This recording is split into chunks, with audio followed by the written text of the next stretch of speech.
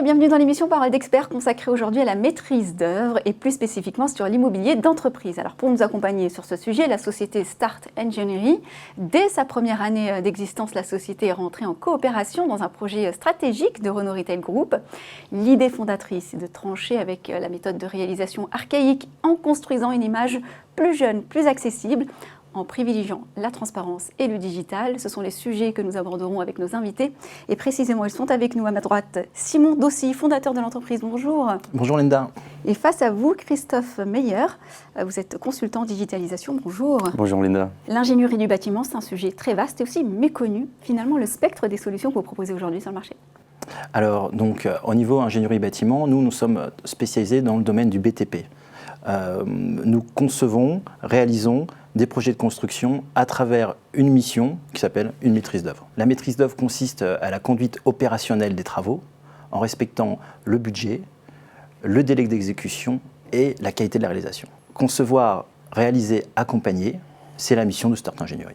Alors le secteur du bâtiment, c'est un secteur qui a beaucoup évolué ces dernières années. Où est-ce que vous vous situez, vous, sur ce marché ? Start Engineering réalise des projets entre 500 000 et plusieurs millions d'euros. Nous travaillons avec des ETI, des PME et des multinationales. Nous concevons des bâtiments dans divers domaines, c'est-à-dire des bureaux, bâtiments d'activité, jusqu'aux bâtiments agroalimentaires. En tant qu'interlocuteur unique, nous sommes en permanence à l'écoute et nous assistons nos clients sur toutes les étapes du projet de construction. Mais du coup, votre singularité, précisément ? Nous avons le souhait d'être modernes, c'est-à-dire être dans la digitalisation, construire durable et surtout en grande transparence.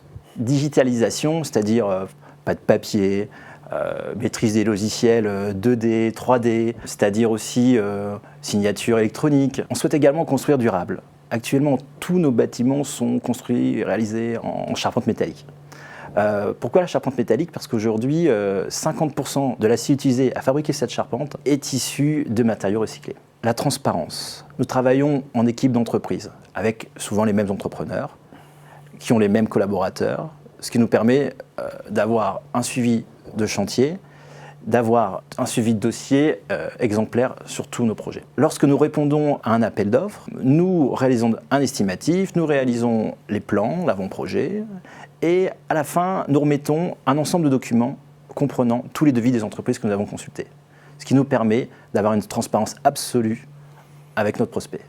Du coup, comment est perçue cette transparence par vos clients ? J'imagine bien, mais est-ce qu'il n'y a pas un risque pour vous que ces mêmes clients se sauvent avec les devis des fameux entrepreneurs ? Actuellement, la mode est au marché globaux. Les clients préfèrent faire appel à une seule personne pour gérer la totalité de son projet. Nous surfons complètement sur cette mode. Notre prospect souhaite une construction clé en main, cherche un interlocuteur unique, ce fameux marché global. Nous répondons de la même façon que l'entreprise générale ou que le contractant général, sauf qu'à la fin, nous sommes très transparents, nous donnons tous les devis, nous détaillons toutes les choses. C'est un risque que vous considérez mais que vous prenez.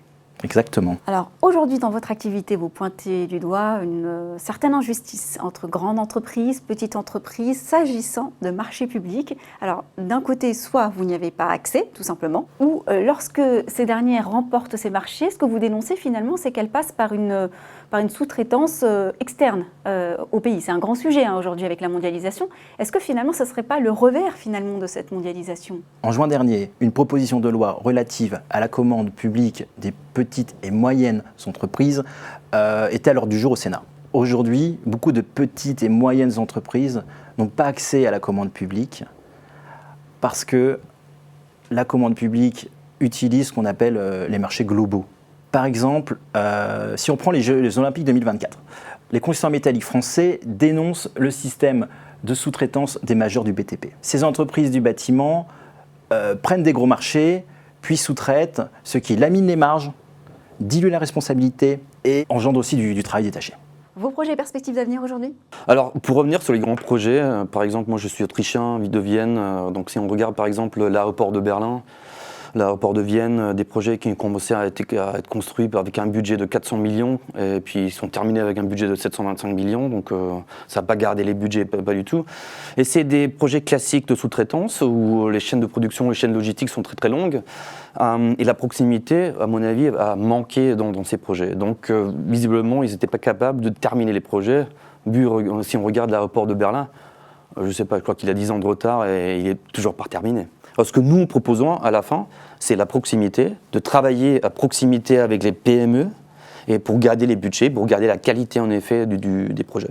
Typiquement, pour rebondir sur ce que vient de dire Christophe, nous travaillons actuellement pour Renault Retail Group, qui est une grande société française et qui a fait le choix de nous donner des grands projets à une petite PME comme nous.